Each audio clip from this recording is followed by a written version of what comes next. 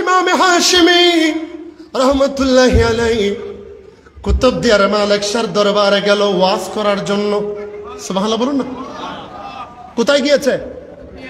কুতুবদিয়া মালিক শাহ হুজুরের দরবারে গেল।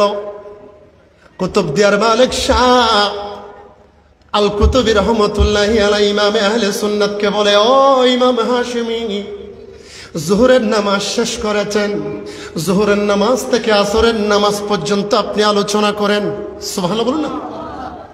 ওদিকে তাকায় আছে হযরতে মালিক শাহ রহমতুল্লাহি আলাইহি ইমামে আহলে সুন্নাতকে আদবের সাথে নির্দেশনা দিতে লাগলো, অবজার্ভ করতে লাগলো। কেন ইমামে আহলে সুন্নাত কোন ধরনের জাতে পাক সেটা আরেকজন মকবুল ওলি চিনতে পারে। ঠিক না বেঠিক? বলেন না ঠিক না বেঠিক? ইমামে আহলে সুন্নাত জোহরের নামাজের পর থেকে আসরের নামাজের পূর্ব সময় পর্যন্ত লাগাতার ওয়াজ করলো। সুবহানাল্লাহ বলুন না। আসরের আজান দিয়ে দিল।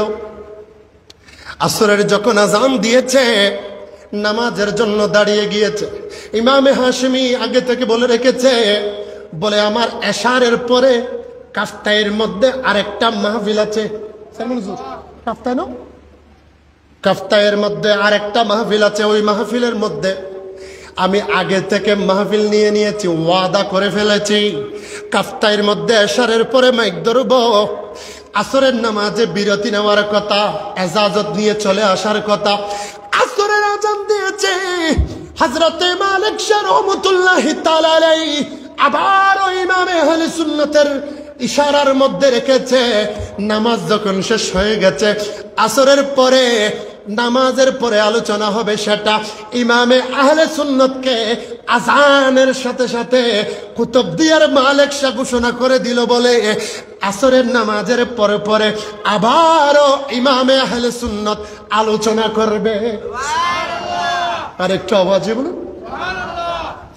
আসরের নামাজের পর থেকে ইমামে আহলে সুন্নাত আলোচনা করতে লাগলো, দিল খুশ আলোচনা করে, মোহাব্বতের সাথে আলোচনা করে।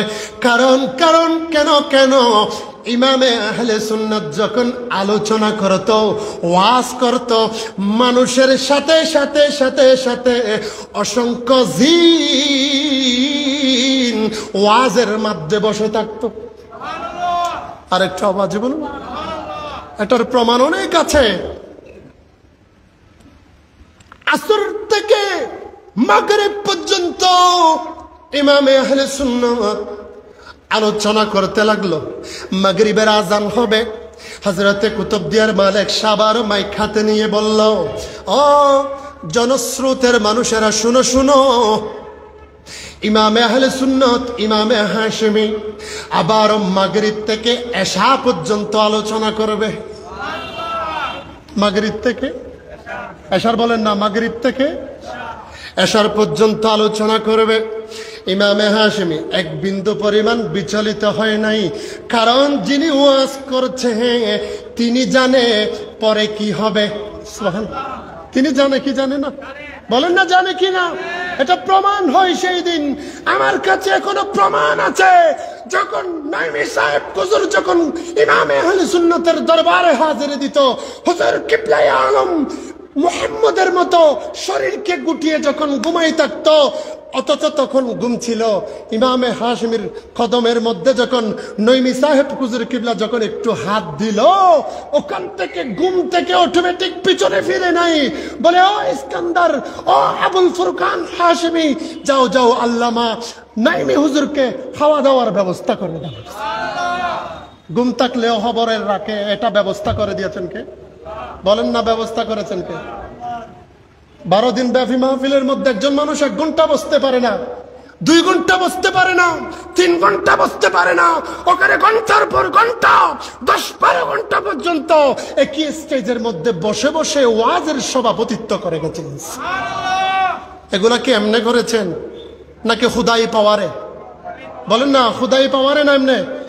হাশেমি হাশেমি হাশেমি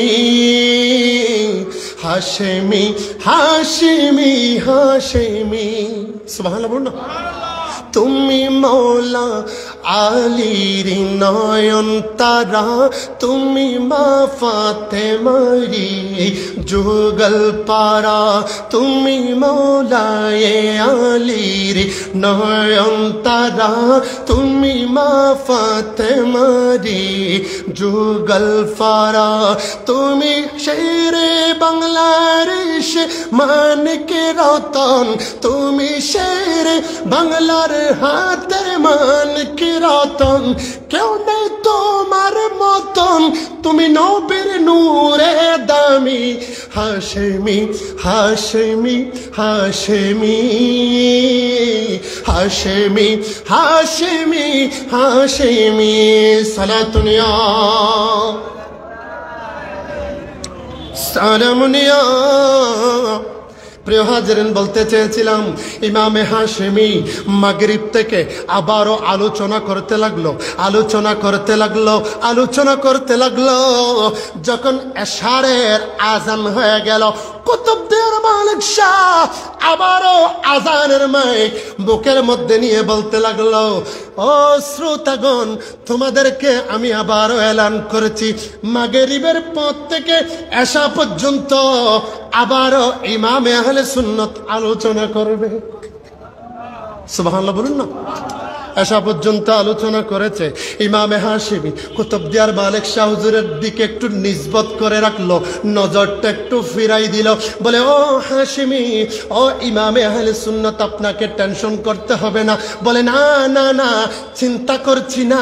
বলে, আমি আপনার দিকে নজর করেছি এই কারণে, বলে, আমার বিশ্বাস আছে আমাকে আরেক জায়গার মধ্যে যেতে হবে, সেটা আপনি অবগত আছেন। কি ব্যবস্থা করেন ওইদিকে আমি ইমামে হাশেমি নজর দিয়ে আছি। একটু পরে ইমামে হাশেমি রহমতুল্লাহি আলাইকে বলে, ও ইমামে আহলে সুন্নাত, যান যান, আপনি দরবার ঘাটের মধ্যে চলে যান। দরবার ঘাটের মধ্যে চলে আসলো, দেখতে পেল একটা সামরিক জাহাজ অথবা স্পিড বুক, একটা সামরিক বাহিনীর জাহাজ ইমামে আহলে সুন্নাতের জন্য অপেক্ষা করে আছে। সুবহানাল্লাহ বলুন না। ইমামে আহলে সুন্নাতের জন্য অপেক্ষা করে আছে।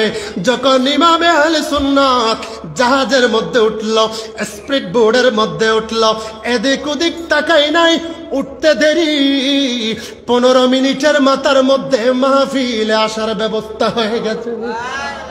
আর একটু আওয়াজে বল, এগুলা পাওয়ার, এগুলা নবীদের থেকে পাওয়া।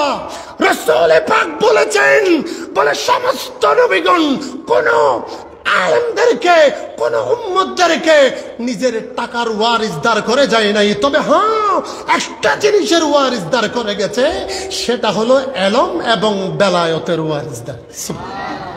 কারণ কোরআন শরীফের মধ্যে আছে, ইয়াউমা নাদউ কুল্লু নাসিম বিইমামিহিম, কিয়ামতের ময়দানে আল্লাহ ইমামদের ডাক দিয়ে বলবে, ও ইমামে আহলে সুন্নাত, আপনার গোলামদেরকে সাথে নেন, কিয়ামতের ময়দানে রাসূল পাকের কাতারের মধ্যে শামিল হয়ে যান। আল্লাহ আমাদের সকলকে ইমামে আহলে সুন্নতের কদমে, ইমামে আহলে সুন্নতের গোলাম হিসাবে পরিচয় দিয়ে হাসরের ময়দানে রাসূল পাকের জান্নাতি কাতারে শামিল হওয়ার তৌফিক দান করুক, আমিন। ওয়া আখিরু দাওয়ানা আনিল হামদুলিল্লাহি রাব্বিল আলামিন, ওয়াস সালাতু ওয়াস সালামু আলা সাইয়্যিদিল মুরসালিন। আসসালামু আলাইকুম ওয়া রাহমাতুল্লাহি।